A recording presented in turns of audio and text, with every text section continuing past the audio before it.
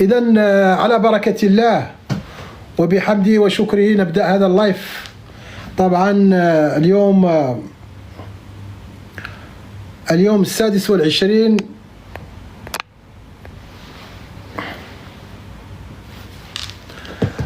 اليوم 26 من شكرا الأخ أنا رز. اليوم 26 من فبراير 2026. قبل 50 سنة أتذكر في خطاب للرئيس الجزائري الأسبق الهواري بومدين رحمه الله. الآن فهمت اليوم فهمت كلام ذلك الرئيس عندما قال: نحن من فعلنا وأعلنا واعترفنا بالجمهورية العربية الصحراوية، والتاريخ سنترك التاريخ يحكم. وأنا أقول من هنا أن التاريخ قد حكم بعد 50 سنة وبعد 5 عقود، حكم هل كنتم على طريق صحيح أم كان أسلافنا هم المحقون. على كل حال النتيجة واضحة والتقييم واضح. الجمهورية العربية الصحراوية لم تبرح مكانها، وما فتئنا نقول أن هذه الجمهورية خلقتموها على أرضكم وما زالت على أرضكم. أما الصحراء الغربية التي كانت بيد الإسبان هي اليوم أقاليم جنوبية للمملكة المغربية، وتنعم بالأمن والأمان والازدهار. هذه هي النتيجة، معناه أن النتيجة حكمت هل كنتم على حق، والتاريخ قد قال كلمته هل كنتم على حق أو لم تكونوا على حق. وعلى كل حال التاريخ والحق يعلو ولا يعلى عليه، ومهما كانت المؤامرة ومهما كان هذا في الأخير تظهر تلك المؤامرة. المفاجأة، الجميع عندما يدخل ويبحث عن الجمهورية العربية الصحراوية الديمقراطية سيقال له أنها أنشئت على أراضي الصحراء الغربية، وأنها أنشئت يوم 27 فبراير 1976. هذه هي صح، هذا ما قيل. يقال أنها أنشئت في 27 فبراير.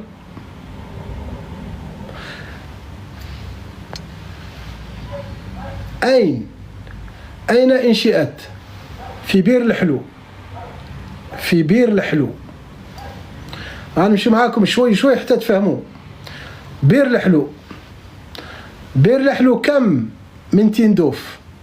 234 كيلومتر.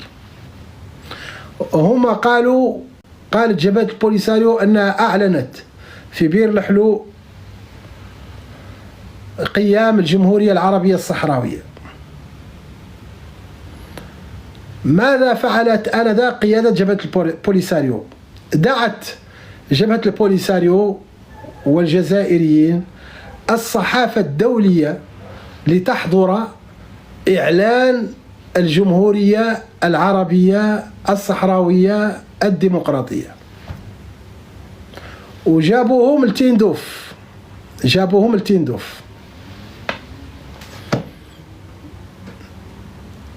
الصحفيين اعتقدوا أنهم سيروا احتفالات وكل شيء والأمور باينة، لأنهم تحدثوا لهم عن الأراضي المحررة، على أنهم هم الذين يسيرون هذه المناطق.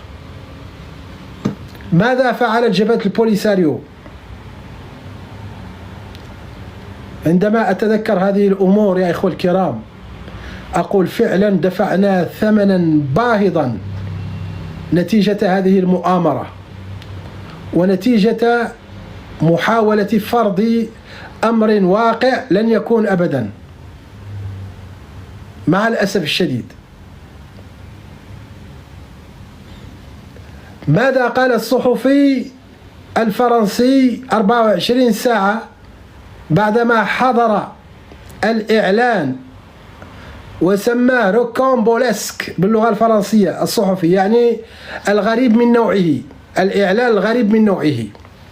ماذا فعلوا لهم يا إخوة الكرام لإعلان الجمهورية العربية الصحراوية؟ أولا يسمحوا لي أخوتي، يعني أنا هما قاع ما يبغوني نقول لهم أخوتي، ولكن يسمحوا لنا هذا الناس، يعني هذه ليست طريقة، ما هكذا تورد الإبل. أنت تريد أن تعلن عن جمهورية عربية صحراوية وتعلن عنها في أراضٍ محررة في بير الحلو. لماذا تعلن عن جمهوريتك تحت جناح الليل؟ أنا الفيديو نشرته على حسابي، كيف كان يصف الصحفي الفرنسي تلك الليلة الغريبة التي تم إعلان الجمهورية العربية الصحراوية فيها. انتظروا بهم حتى بلغت الساعة 21:30 ليلا. طبعا ليست هناك إلا أضواء السيارات. يقول ثم جمعونا، فسأله الصحفي المقدم للتلفزة وهي TF1 الفرنسية، أي التلفزة الرسمية الفرنسية، قال له هل كنتم تعلمون أين أنتم؟ قال لا. الصحفي لا يعلم أين هو، لأنه في خلاء من الأرض، ولأن الليل ليلة مظلمة. وقال ساروا بنا في تلك الليلة. وقال الذي يمكن أن أقول، شوف الصحفي هو إنسان مكون. ماذا قال الصحفي الفرنسي؟ قال الذي يمكن أن أؤكد، أنا لا أعرف أين أنا، ولكن الذي يمكن أن يؤكد أننا تحركنا بسرعة 40 إلى 45 كيلومتر في الساعة، يعني ماشيين بشوي.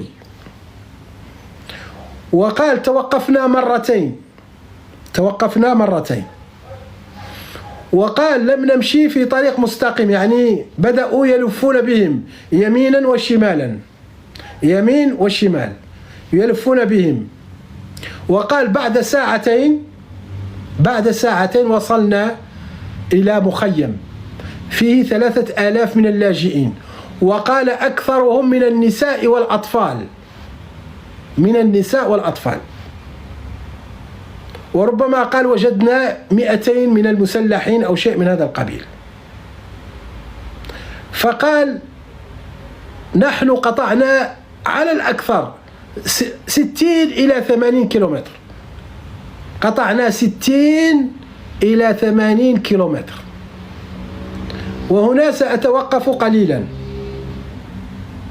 إذا كانت المسافة 234 كيلومتر ما بين تندوف وبير الحلو، كيف قطعتم المسافة في ساعتين وأنتم تتحركون بسرعة خلينا نقول 60 كيلومتر للساعة؟ بمعنى أنكم إذا كنتم تمشوا 60 كيلومتر في الساعة، إذا مضيتم ساعتين فأنتم ستقطعون 120 كيلومتر فقط، أي نصف المسافة. وهو قال أنكم كنتم تسيرون ب40 كيلومتر في الساعة، وأنكم توقفتم مرتين وكنتم تقومون بنوع من الالتفاف. بمعنى المؤامرة واضحة التي تمت على الصحفيين رغم أنهم فهموها. واحدة، ذهبتم بهم في جناح الليل حتى لا يعرفوا أين هم. الثانية أنهم فهموا أنهم لم يبعدوا إلا 60 كيلومتر عن المسافة التي كانوا فيها. إذن هم كانوا في أحد المخيمات الذي يبعد 60 كيلومتر عن تندوف. وهناك أعلنوا هنا على بعد 60 كيلومتر من تندوف أعلنوا عن الجمهورية العربية الصحراوية في 27 فبراير 1976. ولأعطيكم دليل آخر أنهم لم يكونوا في بير الحلو، سأعطيكم صورة أخرى واضحة. هذه الصورة نشرتها جبهة البوليساريو. شوف بير الحلو، أين هي المناطق العازلة؟ لم تكن موجودة. المناطق العازلة الذي خلقها هو الجدار المغربي، بمعنى أنكم كنتم في تيندوف. شوف فينا يا بير الحلو، داخلة في الحدود تحت السيطرة المغربية. هيا بير الحلو، ما في طريق، ليس هناك طريق. المنطقة العازلة التي تتحدثون عنها هذه جاءت مع الجدار الذي أنشأت المملكة المغربية. هذا دليل آخر من عندكم بمعنى يا إخوة الكرام، الجمهورية العربية الصحراوية هي من إنتاج الجزائر، والجزائر هي التي ما زالت يعني تهنئها وتكافح من أجلها. اليوم 26 فبراير الرئيس الجزائري يؤكد ثبات موقف بلاده من القضية الصحراوية، ويشيد بصمود الشعب الصحراوي وتضحياته.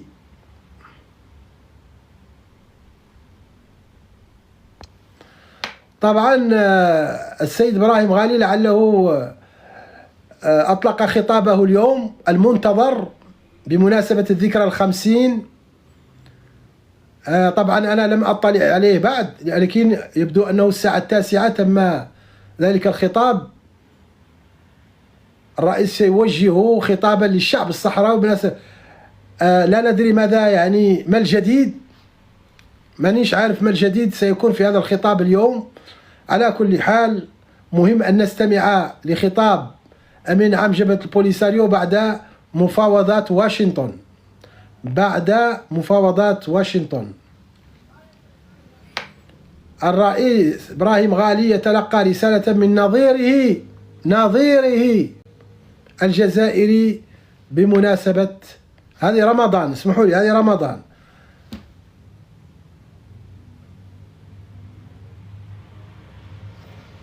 هذه رمضان.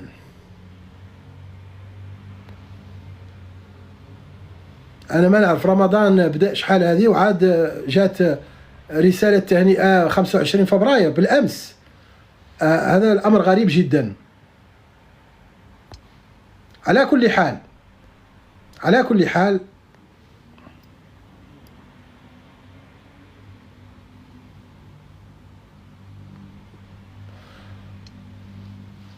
رحمة الله على الملك الراحل الحسن الثاني رحمه الله، يؤدي هنا الصلاة في الأقاليم الجنوبية المملكة المغربية. على كل حال أنا أنتظر بفارغ الصبر رسائل التهنئة التي ستصل إلى إبراهيم غالي. أنا أنتظر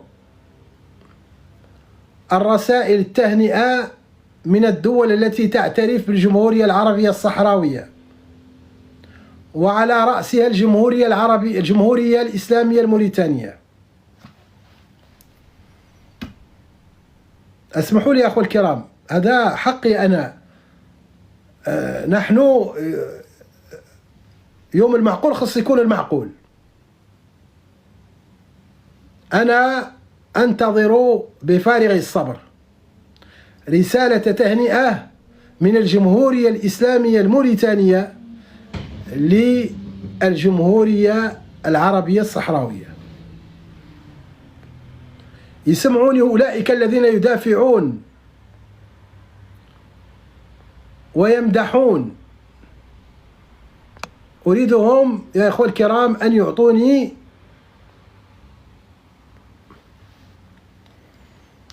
التهنئة.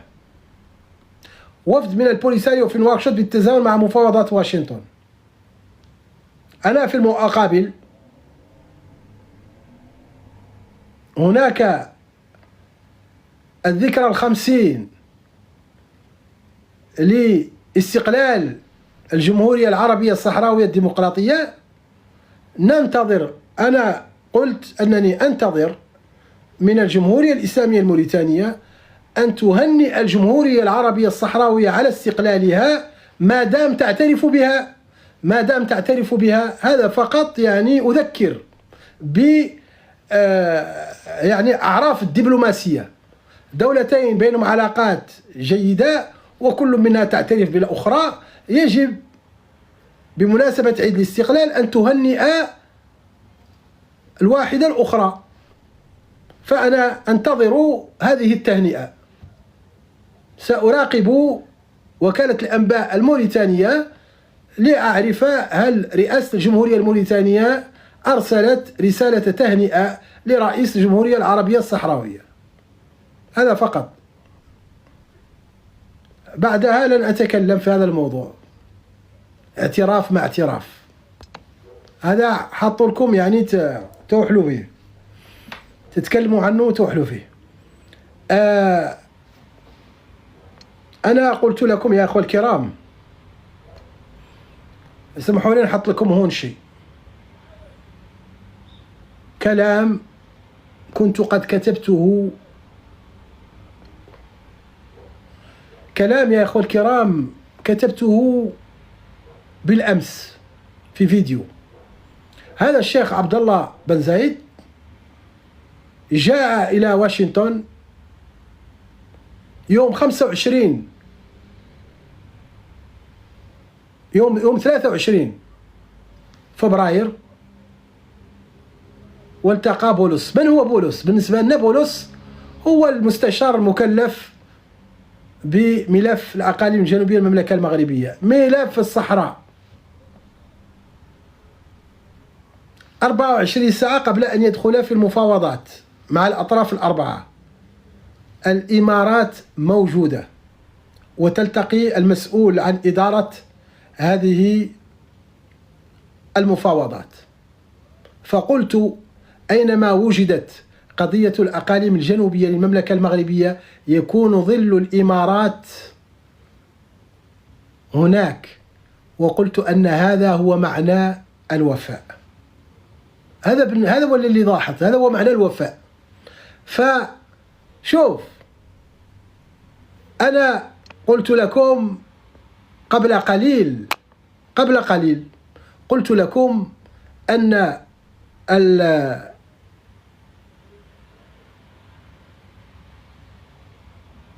دقيقة يا أخوة الكرام، نعم، حتى أنا فهم العلاقات. هذا الشيخ محمد بن زايد مع الشيخ ولبية، هذا الرجل موريتاني عريق، وهو منحته الإمارات جنسيتها، وهو مفتي الديار اليوم الإماراتية. فقط حتى نبين حجم العلاقات بين موريتانيا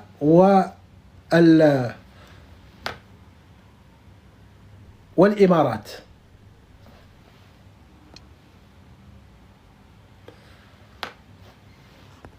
أربعة وعشرين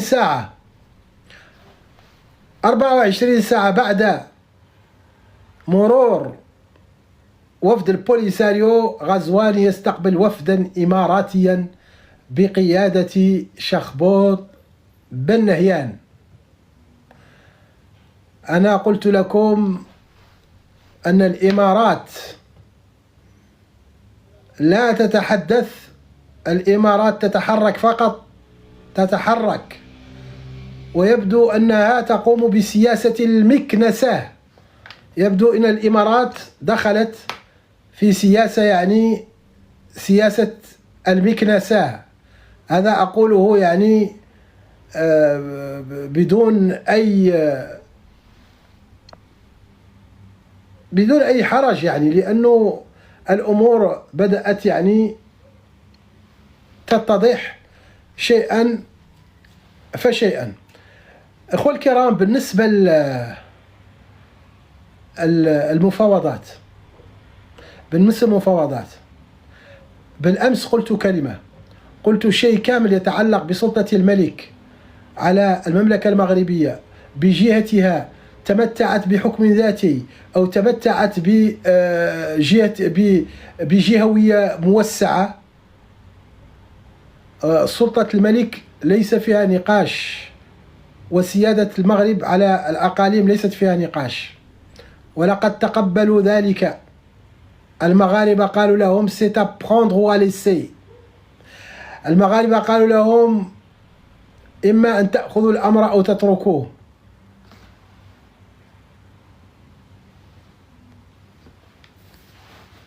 هذا هو الموجود على الطاولة، إما أن تأخذوه أو أن تتركوه.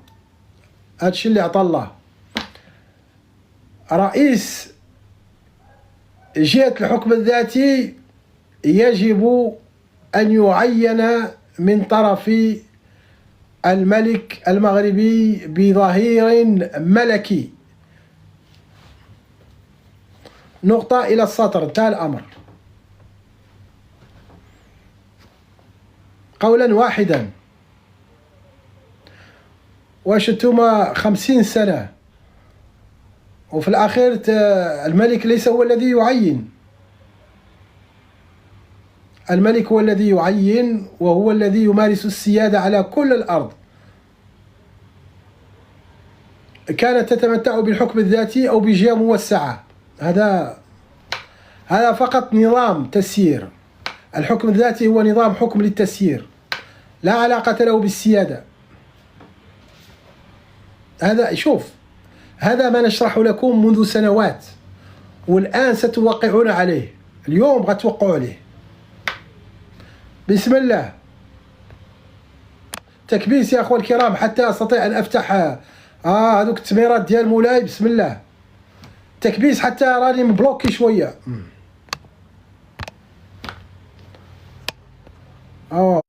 لا.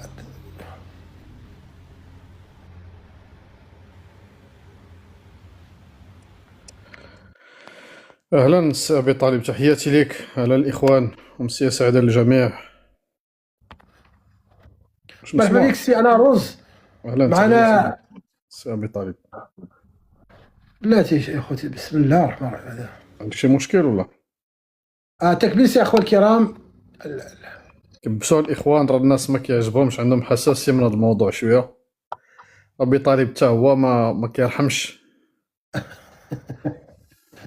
تفضل. واش ضروري تحكي لهم هذا الشيء؟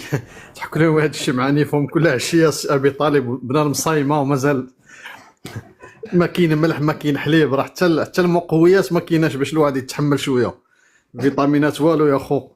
المهم ندخلوا في الصحه، نرجعوا للموضوع ديالنا. هو كما قلت يا سي ابي طالب، صراحه الامارات بانت لي شاده الواد ديال الساحل. الواد بالمعنى ديال ضامه سير وشوف انا رز يعني بالحق بكل صراحه بزاف، يعني بزاف. شوف مشاو سميتو النيجر، نيجيريا طوقوا نيجيريا طوقوها بواحد الاتفاق شامل. تفضل.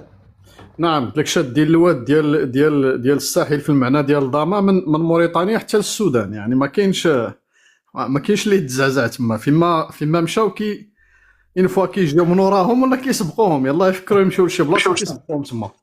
صراحه الامارات من هذه الناحيه. اهلا سيد احمد. بغيت انا غير نرجع للقضيه اللي قلتي السي ابي طالب ديال الحكم الذاتي. خرج اليوم واحد الخبر، ما عرفت واش شفتيه، ديال عند بوكروح. راك عارف هاد بوكروح هاد الايام هادو ولا خدام العسكر، يعني كيهضر بزاف على قضيه ديال الصحراء، تقريبا يوميا كيدير فيديو. راه كاين هنا في التيك توك، الاخوان اللي ما كيعرفوش راه كاين في التيك توك. وكتشوفوا بوكروح في السابق اللي كان كيهضر بسميتو، كان كيهضر ارتجالي، كيرتاجل، يعني كيقول داك الشيء وكان في الغالب ديالو الكلام اللي كيقول منطقي. في هذا الاخر هذا ولا كيقرا، يعني ولا بان لي العسكر كيكتبوا ليه شنو يقول. وشنو قال السي ابي طالب في هذا سميتو ما عرفتش واش العسكر، حيت ما عندناش معلومات على المقترح المغربي الان، يعني غير تسريبات داكشي اللي كاين. شنو قال باللي هذا المقترح الجديد ديال المغرب ديال 40 ورقه، قال لك يعني اقل من هذاك اللي كان حط في 2007. يعني الصلاحيات اللي كان عطاه في 2007 تراجع عليها في هذا سميتو هذا. المغرب قال لهم ودي راه موازين القوى تبدلات، راه دابا عندنا اعتراف ديال الميريكان، عندنا اعتراف ديال الاتحاد الاوروبي، ديال واحد العدد ديال الدول في العالم البوليزاريو تسحبوا لها الاعترافات، اخرها بوليفيا. يعني الا كان هذا الشيء صحيح، يعني راه المغرب يعني حتى داك الشيء ديال 2007 راه ما كاينش، ما بقاش. يعني ولا مقترح اخر بهاد 40 ورقه طبعا الحال كما قلت مع التحفظ، حيت ما عندناش معلومات، هادو غير كيبقاو تسريبات. واش هو فعلا عنده شي معلومات من عند الدوله ديالو، انه قالوا ليه قول هاد الشيء هذا، ولا قراه، حيت ولا كيقرا. راه اللي غيتفرج في الفيديو كيحسب بنادم كيقرا من الورقه، يعني ماشي ما كيرتجلش باش يعطينا. يعني كنشوفوا التغييرات اللي ولات انه فعلا المغرب كما كيقولوا كما قلتي بالالمانيه، انت تعرف شويه الالمانيه، قال لهم اس ودا شتيرب، يعني كل ولا موت.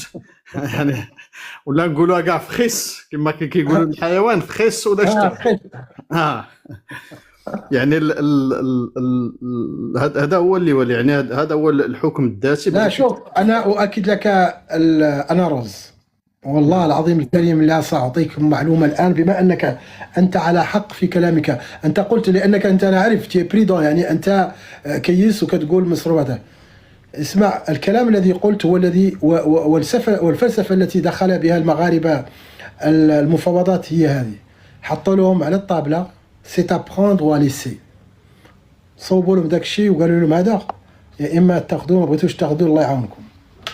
نعم، وخرجوا شي اخبار انه الجزائر عندها يعني تخوفات على قضيه الحدود، يعني هذه صرحوا بها. وطبيعه الحال كما شفنا بكره حتى هو ولا مره كيخرج بشي كيبان ليه هذوك الفيديوهات اللي كيدير كتعبر على الوضع ديال الدوله الجزائريه، مثلا المطالبه بالتعويضات، انه المغرب يعوضهم على 50 عام ديال المغامرات ديال مساندة الانفصال. يعني واحد العدد ديال الامور السي ابي طالب اللي كتخرج، والضغط كيتزاد لانه امريكا داير واحد الضغط رهيب. انا روز، نعم. هناك جمله كتبتها، الجزائريين يطلبون الامريكيين ان يتوسطوا في المغاربه ان يكونوا يعني اسخياء اكثر. دابا كيناقشوا غير يعني فهمتي شنو غياخذوا المعونه شنو هي. اما قضيه السياده وقضيه يعني المملكه المغربيه غير مطروحه للنقاش. يعني كما نقولوا بالدارجه ولا يطلبوا السله بلا عنب ياك. يعني غير يسلكوها وصافي. لانه شفنا حتى ديك المبادره اللي دار جو ويلسون، تقريبا عدد البرلمانيين كل اسبوع كيتزاد.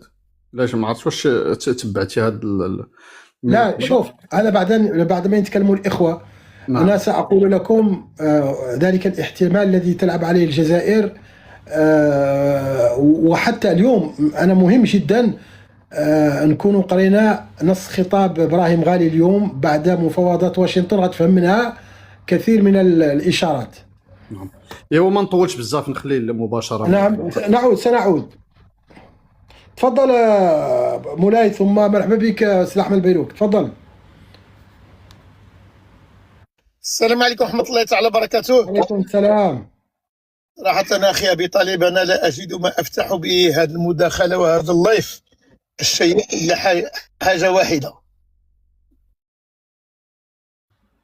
رئيس جهة الحكم الذاتي، نعم سيدي، الله يعاونك قال لك سيدي، الله يرضي عليك قال لك سيدي، الله يبارك في عمر سيدي. هذه غادي يسمعوها من بعد 50 سنة ديال العجاج، من بعد 50 سنة ديال الشتات. هذه هي الجملة اللي غيسمعوا. عقلوا على هذه الجملة الإخوان، هذه هي الجملة. أعطيكم كاع سميت الشخص اللي غيقراها لهم، الله يطول ليه العمر. راه ديما هز العصا ديالو سابق لقدام دائما. الحمد لله. هذا هو لو غوفغان اللي غادي يسمعوا في ودنيهم. اييه، وغادي يوقفوهم ويتفرجوا يتفرجوا ويسمعوا هذا لو غوفغان.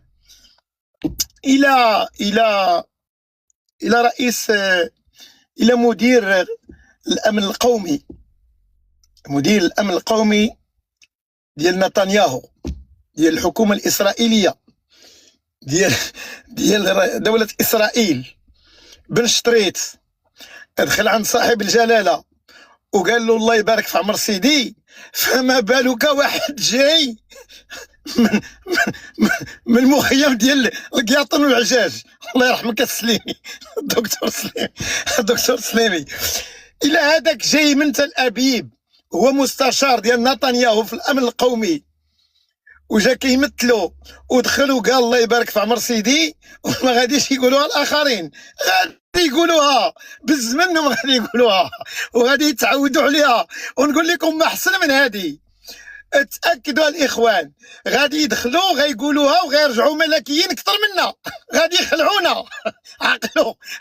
انا كنعقل على البي جي دي قبل ما يشد الحكم كان يدوي ويتكلم، وملي دخلوا بداو يبوسوا اليدين وبداو الله يبارك في عمر سيدي، وهما كانوا كياخذوا الناس الى باسوا اليدين، كيقولوا علاش كتبوس اليدين، وهما رجعوا وباسوهم اكثر من الاولين.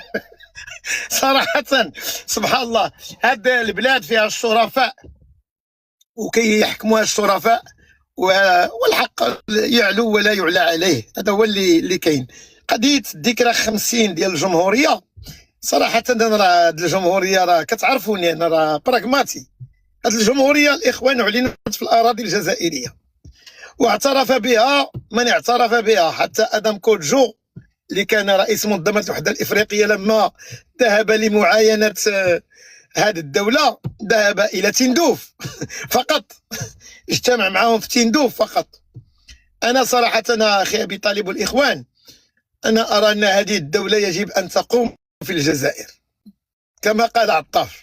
انا مع عطاف الاخوان، سمحوا لي، انا الحكم الذاتي عند المغرب نعم، ولكن هذه الدوله هذه اللي دارت الجزائر، انا بغيت الجزائريين زكاره في المغرب يعلنوها في بلادهم ويعطيوها اراضي من بلادهم ويعطيوها ميزانيه من عندهم ويخليوها في منظمه الوحده الافريقيه ويديروا لها خريطه جديده ويديروا لها رايه جديده ولا الرايه القديمه. المهم زكاره في المغرب، يلا زكاره في المغرب، نتحداكم تخليوها، يلا عندكم.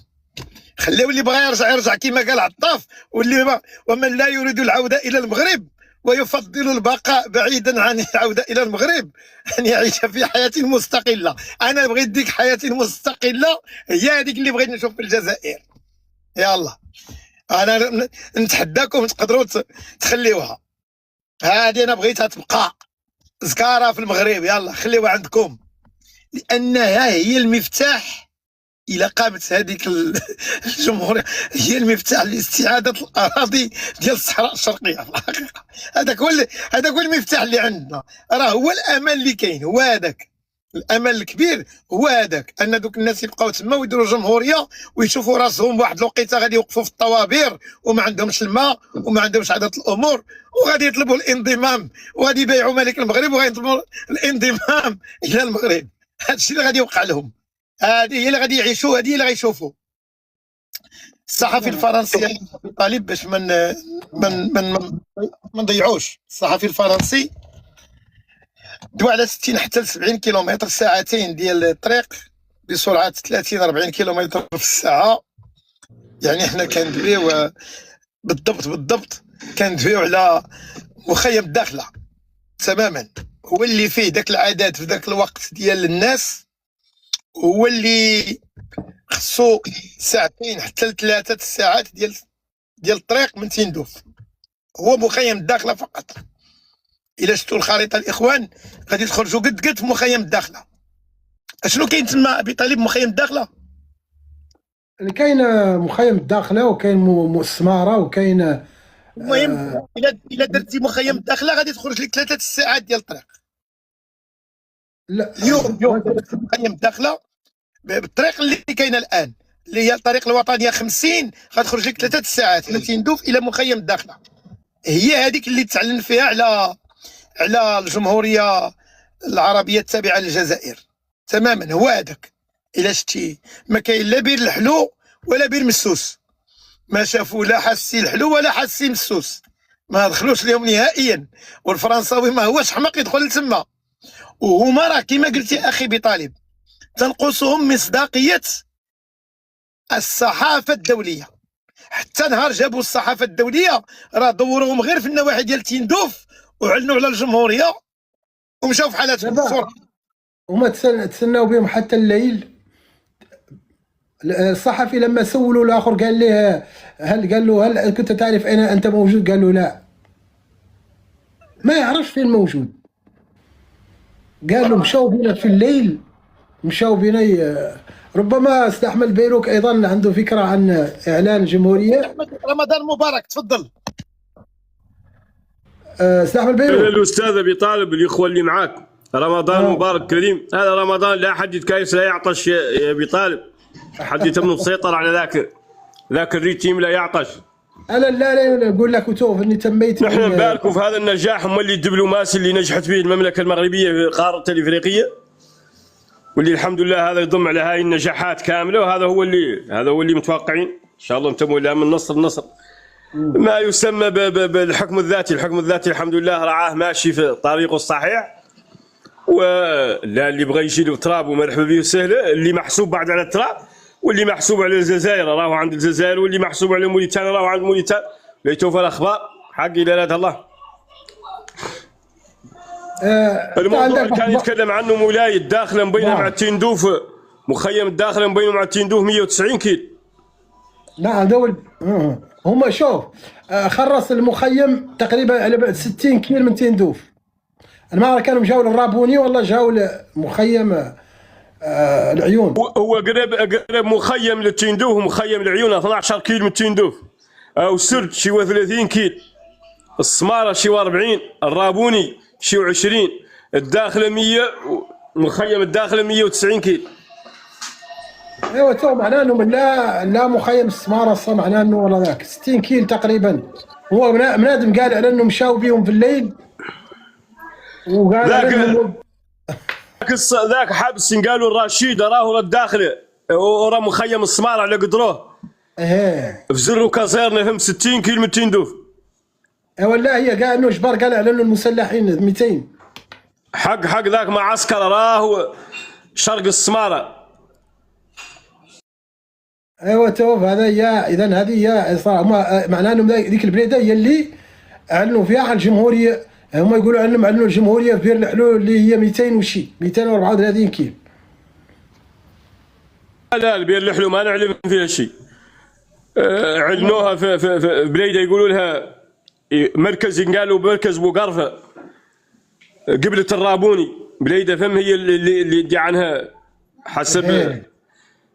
حسب اللي يقولوا هم. يبون احنا قاعد تم يقولوا لي ما تينا عارفين قاعد روايه شنو تم ولا يخبزوا. المحللين ذكاء اللي عندهم ما هو مضبوط، وياهم مقونا اللي كلها يرقد تو ذيك الشيب وتو ترقد قدام مصلى من الحجار ويقوم يحلم وتو يتم يرد عليك شي من. نقولوا احنا الروايات ما هي طبيعيه، ما عندها لا راس ولا اساس. اليوم الين جينا 2026 الاخبار بعد الرد ما يجبر منه شيء. الاخبار لا عند النصارى. هذا الصحفي حاضر صار ضابطين امورهم بهم امورهم مضبوطه بالوقت ومضبوطه. منادم قال يتكلم يوم 28 فبراير 76. سولوا منادم قال له انت حضرت لاعلان الجمهوريه؟ قال له حضرت له. قال له انت كنت عارف انت منين؟ قال له لا اعرف اين انا. مشاو بينا 9 في الليل 9:30 ظلمه، وقطعا قال ماشيين بالشور ووقفوا مرتين وفوتنا 2 ساعتين ولحقنا، وقطعا قالوا دور قطعنا 60 الى 80 كيلو. خالق مولي قول يقولوا عن خالق وادي يقولوا له وادي السبطي راهو جاي الساحل الرابوني. يا اخي قول لي انا شنو هما شو قال لهم المخيمات الاولين سبقوا في ذيك المنطقه؟ المخيم الاول مخيم معدل في الرابوني في مركز قال له مركز بوقرفه، اول مخيم معدل في الرابوني. ايوه ذاك، اذا ذاك اللي قلت تو الصالح معناه انها منطقه معسكر حذا ورا الرابوني. بلوت الرابوني اول مخيم معدل فما يقولوا هم يبون حتى يقولوا ما تينا عارفين قاعد يقولوا شنو ما هو قال من الساعه اللي قال لك النصراني فوت ساعتين لا هو مشيهم قاعدين موقفوا مرتين وتوقفوا مرتين. اذا شوف هذا فقط، شوف احنا نختار ونعتو توف على ان هذا من اولا ينقبضوا نفس الاسامي وينقال لك ولايه العيون ولايه اوسرد تشكلناك انت في الصحراء الغربيه المغربيه. هاي اولا. ثانيا انت تريد ان تعلن جمهوريه، لماذا تمشي تحت جناح الليل؟ ولماذا الصحفيين يعودوا ما يعرفوا منين؟ منين جاوا قالوا لهم انتم في الصحراء الغربيه المحرره.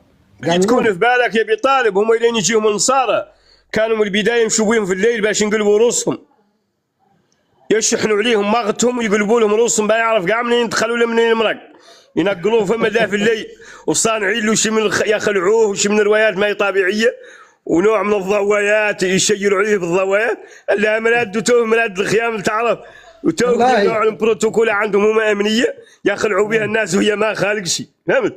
يقلبوا راسك فين باش تمشي انت مقلوب راسك من فما ماك عارف.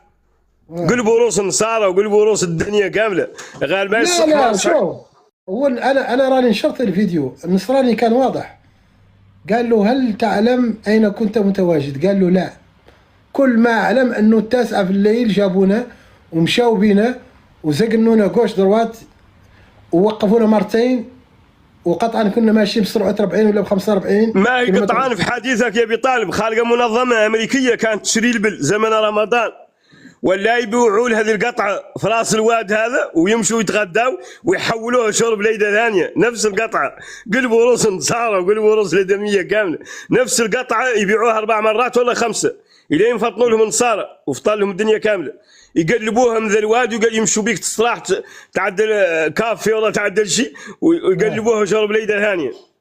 لا بسم الله الرحمن الرحيم. تفضل على رز اذا كان فيه تدخل.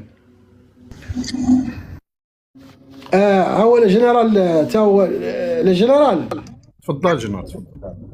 تحياتي السلام عليكم سي انا روز سي استاذ ابي طالب انا روز سي مولاي سي احمد. تحياتي الجنرال واش شفت المقطع اللي نشرت ديال تي اف يوم 28 فبراير 1976 يعني يوم بعد اعلان الجمهوريه العربيه الصحراويه، وهو من الصحفيين اللي يعني دعوهم البوليساريو باش يحضروا الاعلان.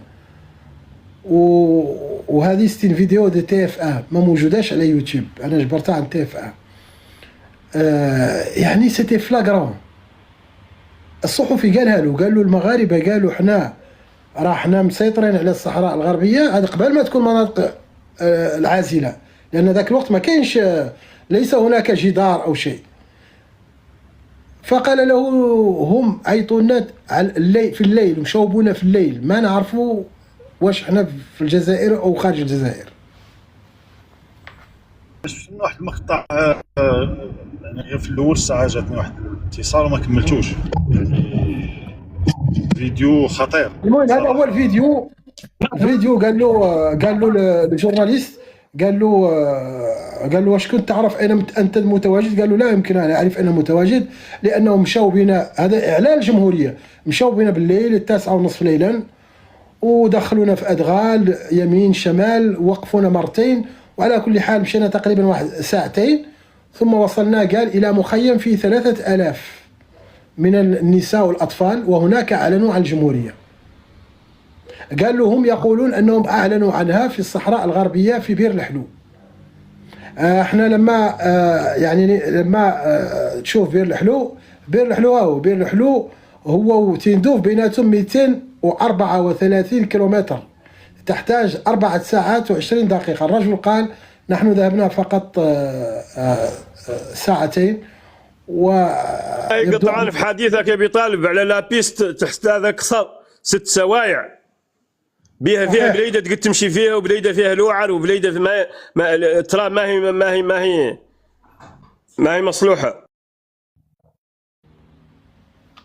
دليل ان اعلان الجمهوريه كان في الرابوني. هو في نواحي الرابوني. نواحي الرابوني. يقولوا هم عنه فدياني، قال لهم مديان توطرات قبلة الرابوني.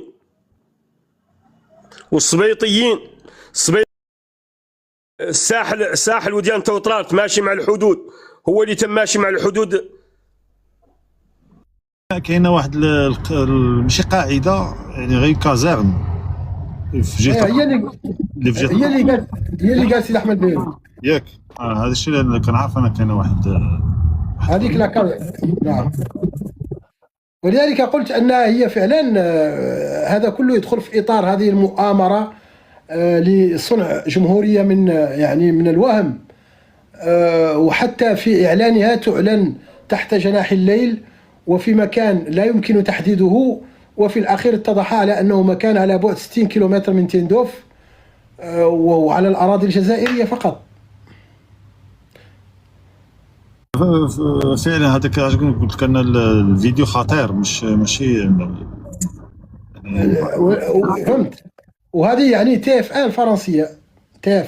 الفرنسية.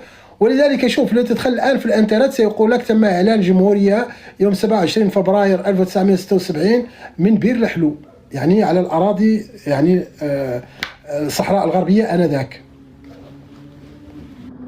الإنسان ما في عدم السبيطار. لا شوف، هذا بالنسبة لي جانب كامل، شيئا فشيئا نكتشف كثير من الجوانب، حتى من الإنشاء من نفسه حاولوا مغالطة العالم. وأنا متأكد أن الاتحاد الإفريقي أو الوحدة الإفريقية تم مغالطتها، لأن هذه التسمية ديال راك أنت قلت الجنرال ديال الولايات، ولاية أو سرد ولاية اللي أنت سمعت تظن أنك في الصحراء الغربية.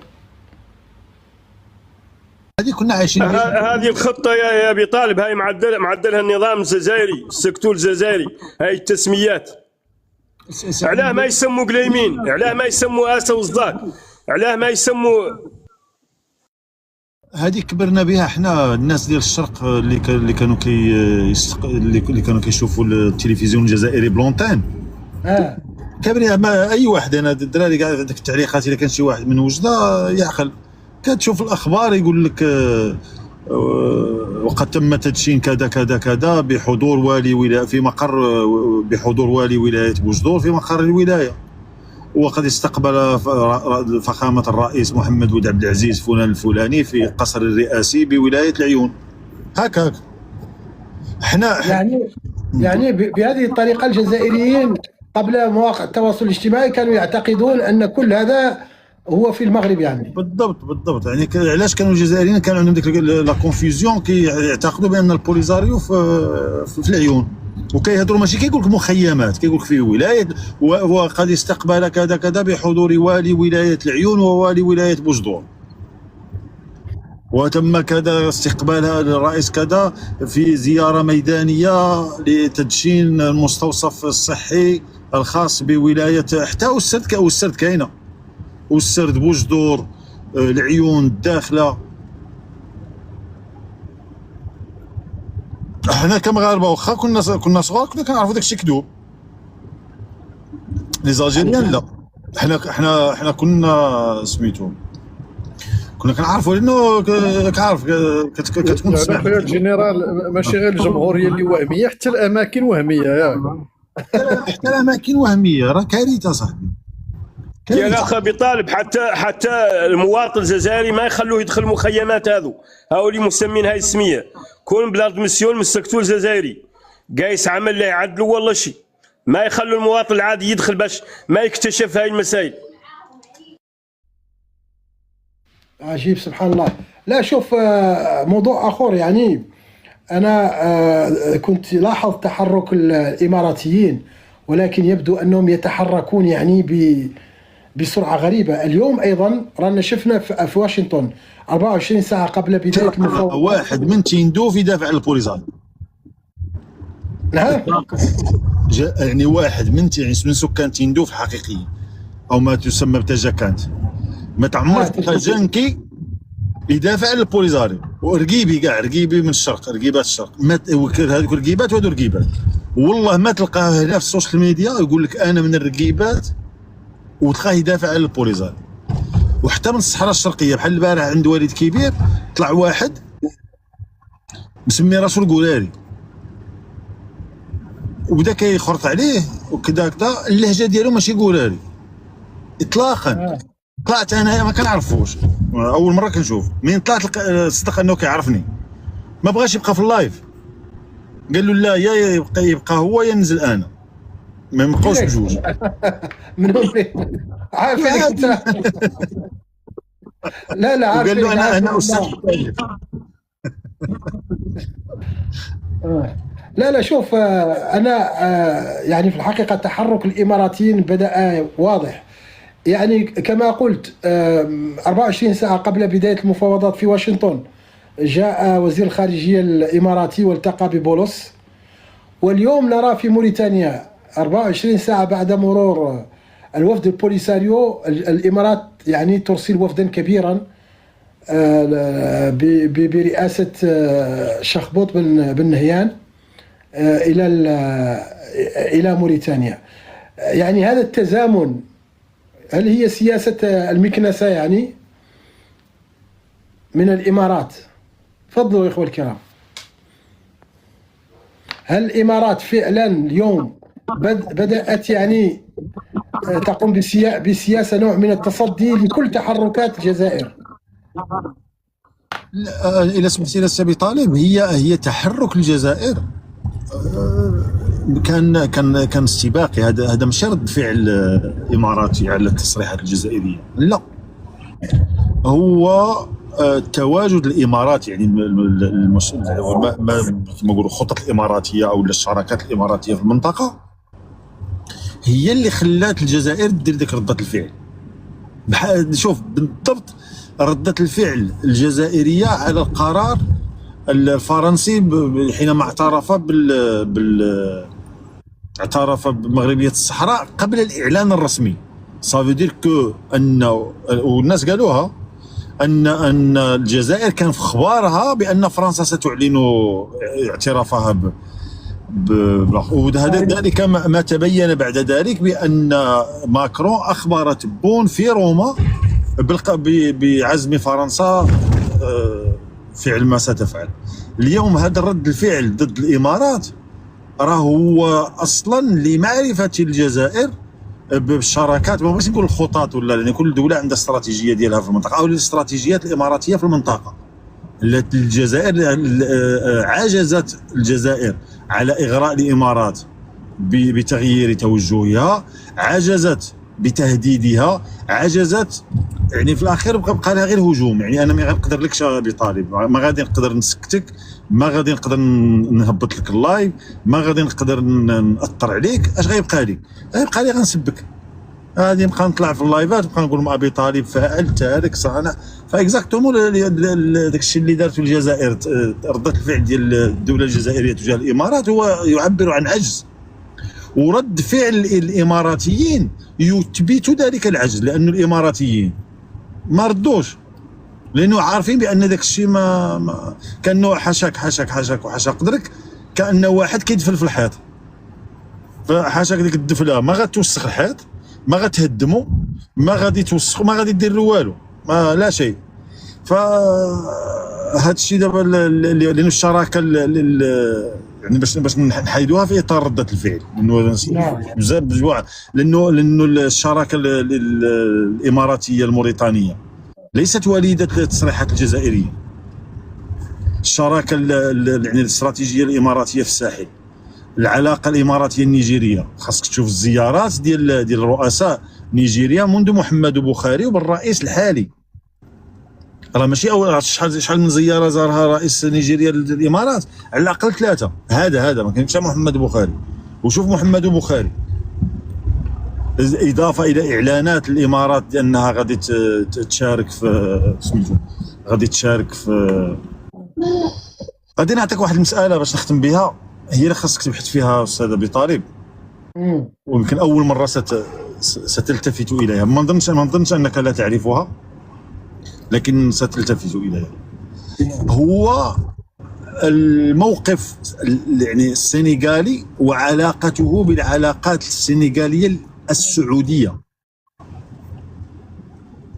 هذه وحده. موقف السنغالي من ماذا؟ لانه شوف السنغال حاليا السياسه السنغاليه فين متوجهه، خاص تشوف التاثير السعودي في السنغال. وهذا غادي يبان بالمقدم، غادي يبان. كاين واحد القضيه اخرى الى حفرت فيها غادي تخرج بمعلومات اخرى. هو العقبات التي كانت كان يواجهها النفوذ التركي في السنغال. اليوم بدأ العمل على ازالتها. وشنو هما العراقيل اللي كان عند السنغال؟ هو مجمع توسيالي عنده استثمارات ب 200 مليون دولار في مصنع للحديد والصلب في الجزائر، في السنغال، منذ نورمالمون كان خصو يتطلق في 2022. اليوم الحكومه السنغاليه دايره ان يعني غادي تسرع الاجراءات لاطلاقه، يعني في تقريبا واحد منطقه صناعيه في 200 هكتار. فاليوم هناك حديث على اعاده يعني كما نقول التسريع في اطلاقه في 2026. هادشي كله خصك ديروا بين قوسين. انا اعتقد انك فهمتني في راني غادي. نعم عارف، أنا عارف بعض الأمور في مخاض لتوجهات جديدة في المنطقة، أنا أتابعها عن قرب. انا ما اكذبش عليك، حاليا انا متوجس كثيرا، او ماشي متوجس، ما شيء هذا المستوى، ولكن انا متوقع انه غادي نشوفوا توجه سنغالي، هذيك اللي كنسميوها حنا الخرجه ديال القصب، وبدعم سعودي وتركي، خصوصا مع المراهقين اللي حاكمين اليوم. تفضل.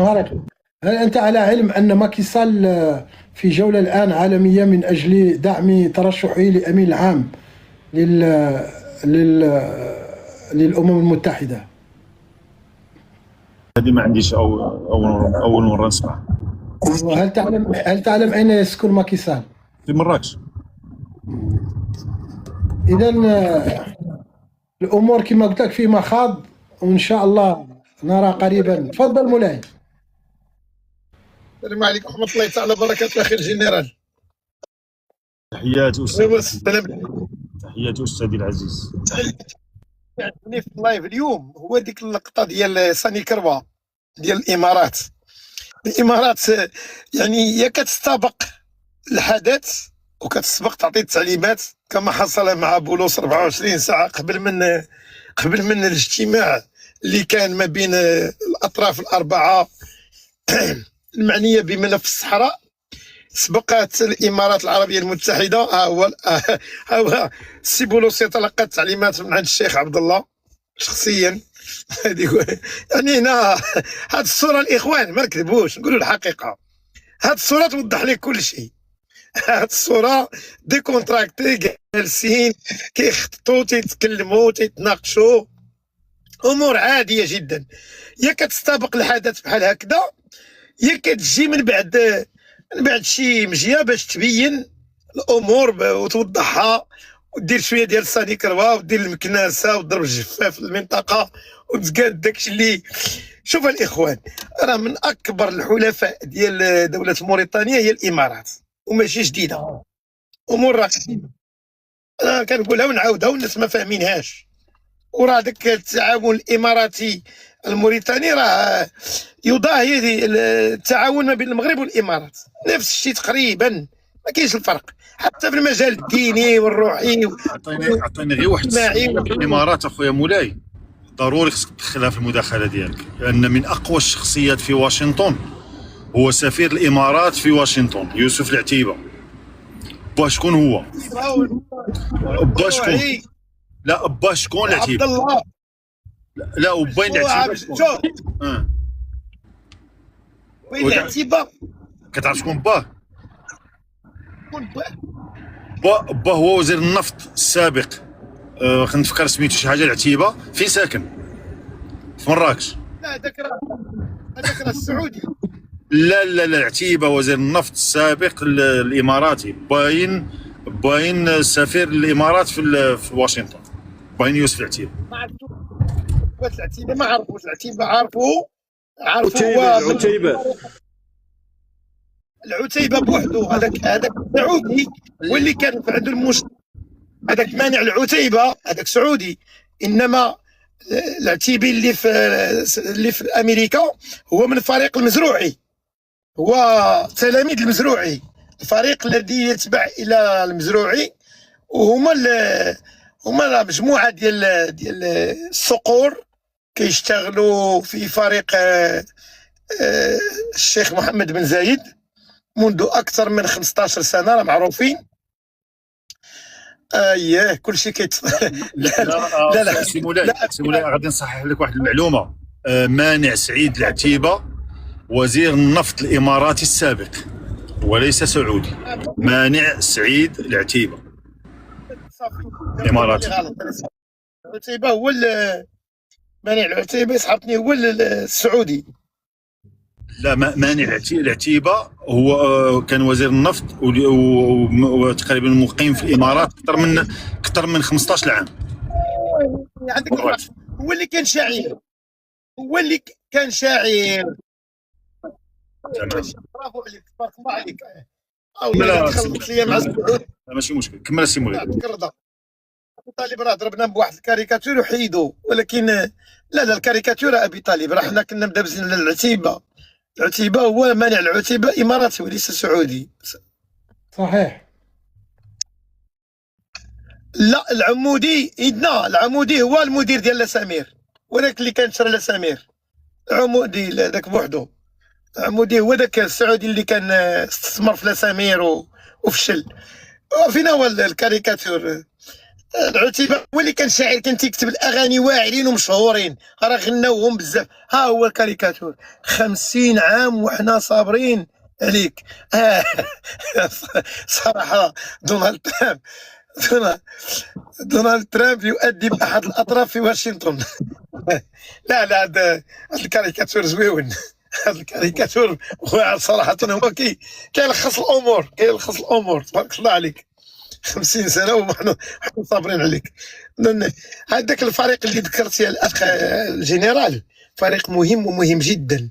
الى عندك هذاك النوع ديال الرجالات حولك، يعني الى عندك ذاك النوع ديال، الى عندك فريق متكامل بحال هكذاك وتيديروا كيديروا ذاك اللوبيين وكيشتغلوا في مراكز التحليل الاستراتيجي داخل الامارات وخارجها، ومقابلين الامور وكيتفاعلوا وكيبانوا في البلاطوات وتيكتبوا الافتتاحيات في كبريات الجرائد الامريكيه والغربيه.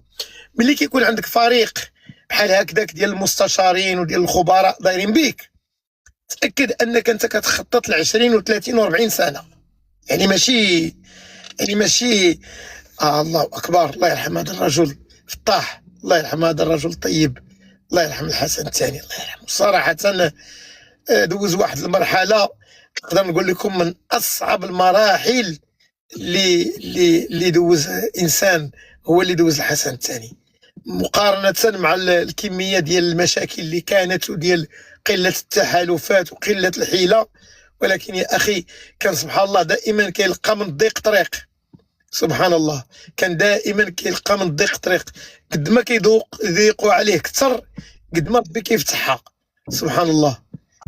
لانه هذيك الظروف اللي كانت ذاك الوقت، والله يا الاخوان لو كانت نفس الظروف اليوم لا رحنا جميعا في خبر كان. ان الحمد لله لو كانت هذيك الظروف ديال المغرب ذاك الوقت الان، والان العالم متوحش، غادي ينقضوا علينا الدول، والله تنقضوا علينا قسما بالله تنقضوا علينا. ولكن كان سبحان الله كل وقت وقتها وكل وقت رجالتها، الله يرحمه ويوسع عليه. ودوز هذه في الطاحه الاخوان، هذه في طاح فين صلى جدو كذلك. على كل حال انا تعرفت، هذا مولاي احمد العلاوي الله يرحمه، ادريس البصري الله يرحمه، احمد عثمان الله يرحمه، ياك كاين نعم كاين تما حتى القادري على ما عثمان باقي حي. احمد عثمان باقي حي. راك حي. الله يمدو الصحة. اول واحد مات هو مولاي حفيد العلوي، مولاي حفيد اللي مولاي داير حفيد العلوي. النظر والطربوش مولاي حفيد العلوي صح. ومن بعد دريس البصري تا هو الله يرحمه. سمحوا لي نشوف ذاك اللي ورا دريس البصري شكون؟ ايه هذا هو اللي بغيت. واش ماشي بن هاشم؟ بن هاشم اللي ورا دريس البصري بن هاشم هو اللي وراه اللي بالكسوه. واش ماشي القادري؟ لا اظن اللي بالكسوه ديال الجيش اللي عاطي راسه هو القديري، وحداه مولاي حفيد العلوي. فين؟ استنى الصوره قديمه هذه الصوره فيها مولاي احمد العلوي راه اللور. الصوره الثانيه راه فيها مولاي احمد العلوي واللي عاطي بظهره على ما نظن هذاك. لا هذاك ماشي القادري الله يرحمه. ماشي القديري. لا ماشي عبد الحق القادري هذاك. لا اللي عاطي براسه اللي براسه، ولكن لا ماشي هو. هذاك ما نعرف. عروب. لا عروب قصير. وشكون اللي ذاك الوقت كان؟ عروب ما كانش ذاك الوقت. عروب ما رجع حتى عروب ما رجع. اكتب لك واحد قال لك البناني. لا ماشي بناني. لا ماشي بناني. لا ماشي بناني. عروب ما رجع للاضواء حتى ل 88 او 89 من 72. شكون اللي كان هذه الوقيته مع دريس البصري وكان في الصحراء؟ ما يكونش بن سليمان ولا لا ماشي بن سليمان طويل. بار كونتر سليمان يمكن هو منتظر. بن سليمان هو منتظر للور. نشوفوا انا تما القراد اللي كنشوفوا تما جنرال ماجور. جنرال ماجور. جنرال ماجور. دليمي صاحبي. لا دليش من دليمي لا دليمي كيبان دليمي قصير. لا دليمي كان توفى شحال هذه جديده. دليمي شبع موت 75. لا دليمي 83. 83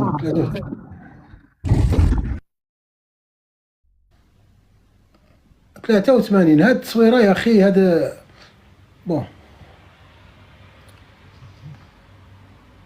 هذا التوقيت شكون اللي كان يعني قائد المنطقه الجنوبيه غيكون غالبا. كان نورمالمون بناني كنظن هو اللي كان في ذاك الوقت في ليطا ماجور.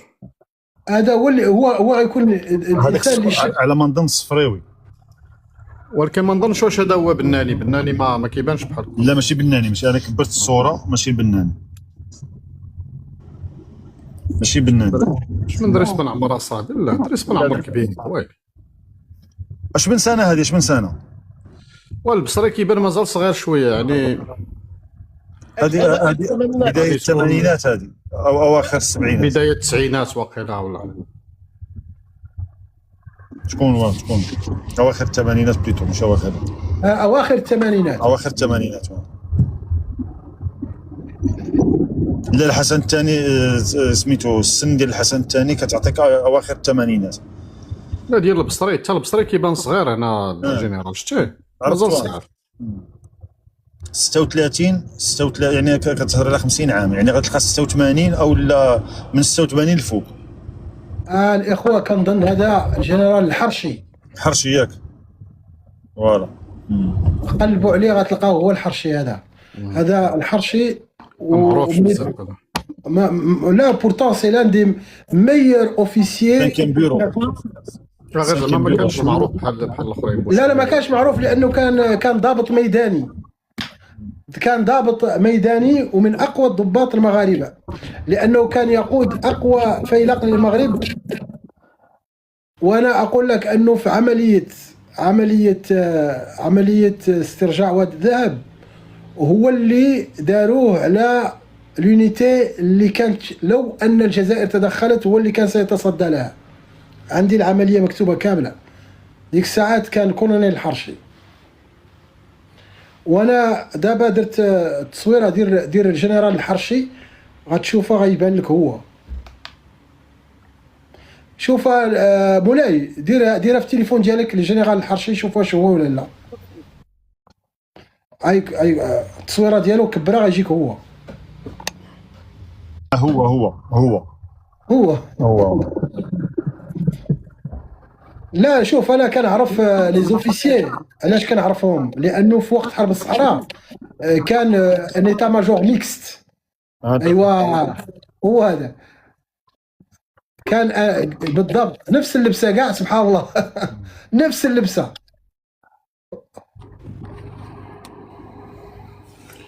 قلت لك 5 بيرو كان في لاجيت، كان في المخابرات العسكريه. لا هو الى اوكيبي بوكو دو بوست قبل ما يجي لذاك لو بوست. قبل الى في انورميمون دو بوست. هو كان كان ان كوموندون دوبيراسيون قبل ما يجي لي بوست ادمينستراتيف. وهذا راه كان سيتي ان كول جينيرال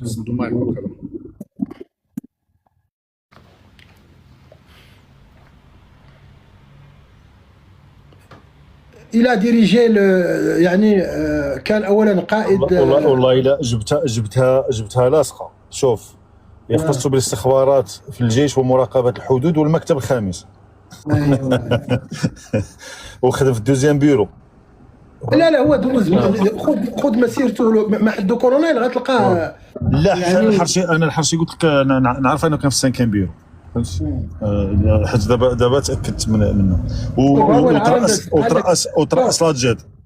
شوف هو العرندس قال لك كان ميداني وفي المدرعات. انا قلت لك انه قاد العمليات في اتجاه الحدود الجزائريه متاكد منها. ما حدو كولونيل قبل ما يدوز كولونيل ماجور وعاد جنرال وعاد. وخدم تحت الاماره ديالو محمد ياسين المنصوري حتى 2005. انا ما نعرفش. لا هذه قريتها غير دابا صراحه. ما هذيك ديال 5 بيرو كنت عارفها، كنت سامعها قبل.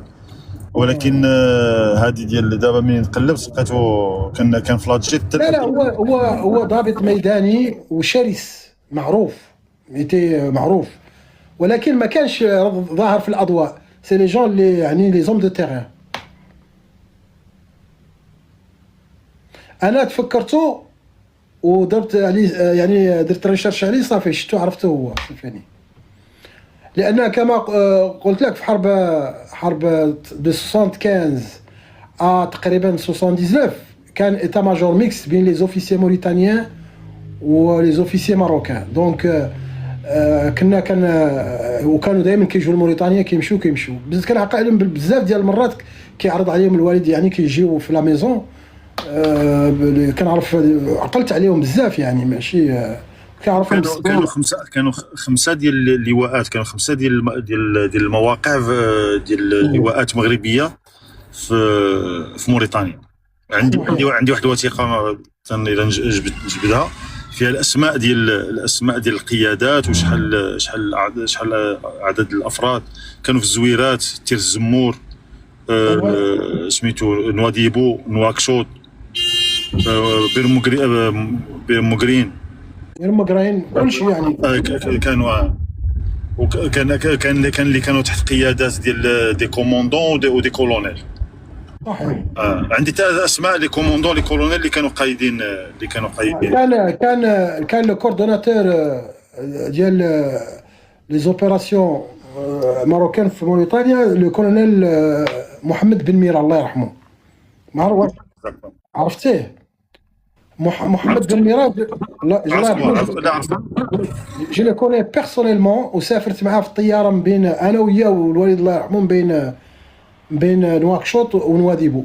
وشاءت الاقدار انني تلاقينا اولاده في لو ليسي ميليتير رويال في قنيطره، اولاد الكولونيل محمد بن ميرا. راه افين دو كونترا توفى في واحد الطياره هليكوبتر من بعد ما مشاو المغاربه من المغرب من موريتاني. و جو سي با كيل اني واش 84 ولا 3 ولا 5. المهم في لين دي زوبيراسيون ماشي مضربوها طاحت غير الطياره يعني عطب فني طاحت به الهليكوبتر هو وشي ضباط وتوفاو الله يرحمهم. اما كنعرفو شخصيا رجل طيب بزاف.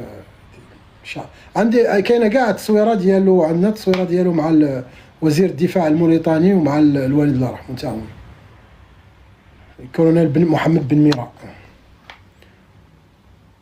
ايوا هذا هو التاريخ يا اخوة الكرام.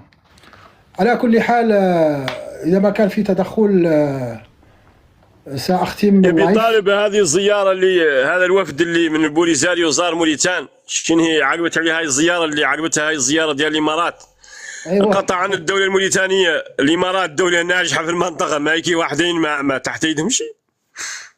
لا شوف هو شوف ذا موريتانيا انت راك تعرف الخالق، يعني ستأخذ وقت باش تأخذ قرار، لأنه أنا قلتها البارح، قلت كلام يعني واضح، قلت أنه هناك نوع من عدم التمكن من الملف لدى وزارة الخارجية الموريتانية.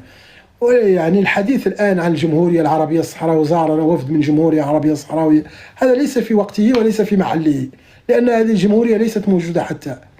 يعني لا يمكن أن تكون تتفاوض على الحكم الذاتي في نيويورك في واشنطن وانت تتحدث عن وفد من الجمهورية العربية الصحراوية.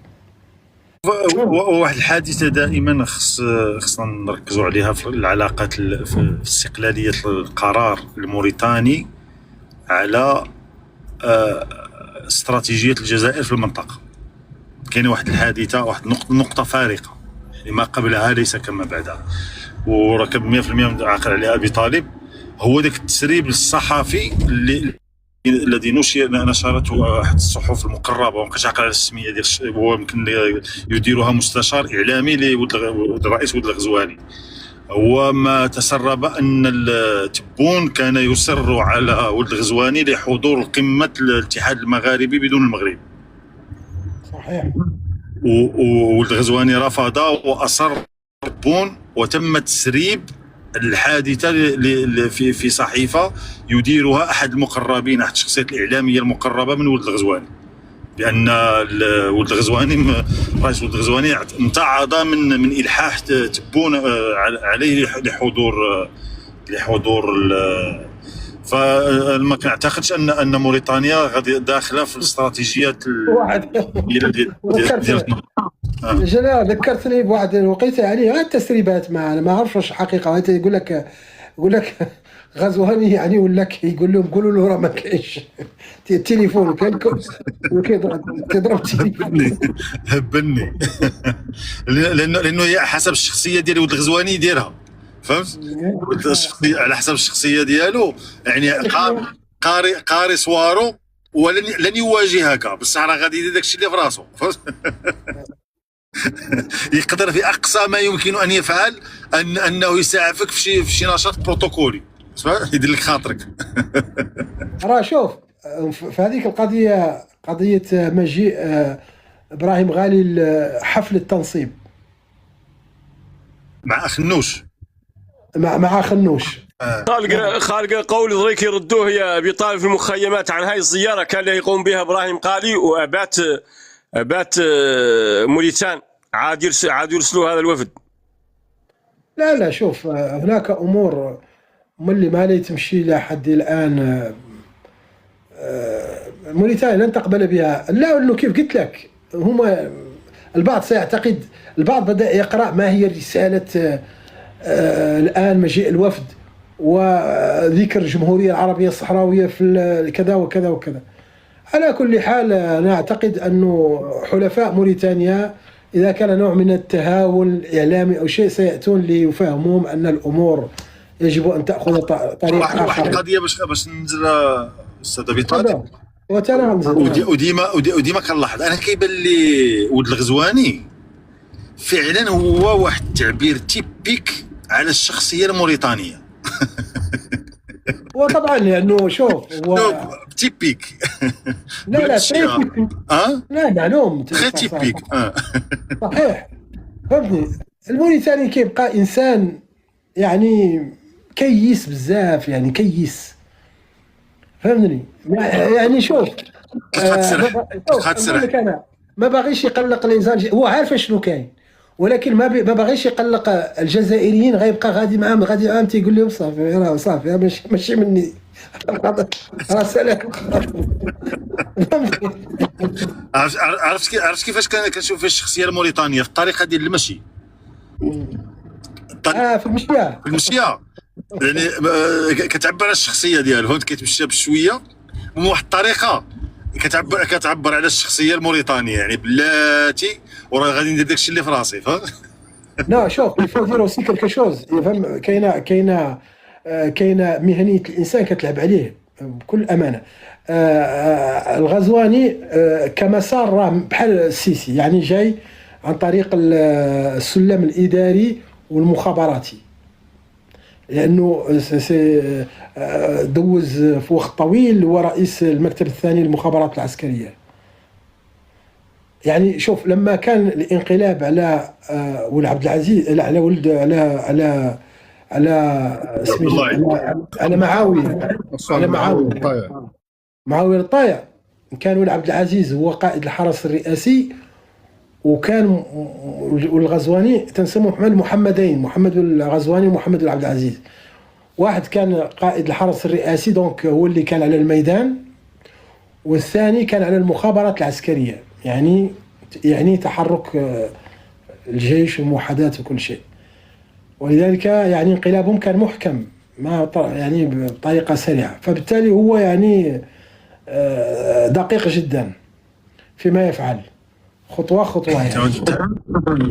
تماما. تحياتي سي أبي طالب وسي أحمد وأستاذ مولاي وسي أنا روز، يومكم مبروك. الجنرال رمضان مبارك ان شاء الله. بارك علينا سي مولاي، مرحبا سي أنا روز، شكرا لكم. شكرا للمتابعين والأصدقاء والداعمين على ورودهم وهداياهم.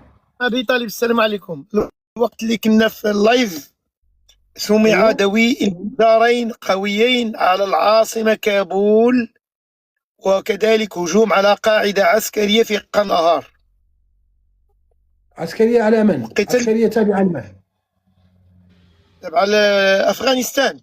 هجوم غارات جوية. غارات جوية. ربما أن أمريكا كتسخن في أفغانستان. ربما غارتين جويتين على العاصمة كابول، وغارة جوية على قاعدة عسكرية في قندهار. ايوا هذاك ربما تكون باكستان، لأنه كان خلاف بين باكستان وبين طالبان أفغانستان، ولأن طالبان عندها أيضا معارضة متواجدة عند باكستان، فكان خلاف قوي بين هذا معنى يعني أن هذه الغارة قامت بها باكستان أعتقد. الفريق الخاص الأمريكي ديال الرئيس ترامب حدد أن أي هجوم على إيران يجب أن يبتدئ بغارات إسرائيلية في الأول وليس أمريكية. يعني إذا كانت أي عملية ضد إيران على كل حال بكل أمانة، لا بكل أمانة، نعم، بدأت أنا أستبعد شيئا فشيئا أن تقوم حرب، لأنه تدخل الصين أصبح واضح بمناوراتها مع الإيرانيين وتواجد قطعة حربية لها في المنطقة. وعلى كل حال يبدو أن هذه المرة الحرب ستكون حرب لديها انعكاسات خطيرة جدا على الأسعار وكل شيء، لأنه المستهدف هو مضيق هرمز. يعني هذا قالت إيران أنها ستغلقه مباشرة، وطبعا هذا سيكون له تأثير قوي على التجارة الدولية للنفط. صحيح. خليك ترتاح مع راساتك. شكرا لك على اللايف اليوم، فيه إفادة صراحة، خدينا منه عدة إفادات، وتبارك الله على الإخوان على الدعم، وتبارك الله عليكم. بارك الله فيكم. ربما مولاي يفتح تمشوا عنده، نمشوا عنده. لا يفتح متأخر. نعم. غادي يفتح. يا إلهي. الأطباء كما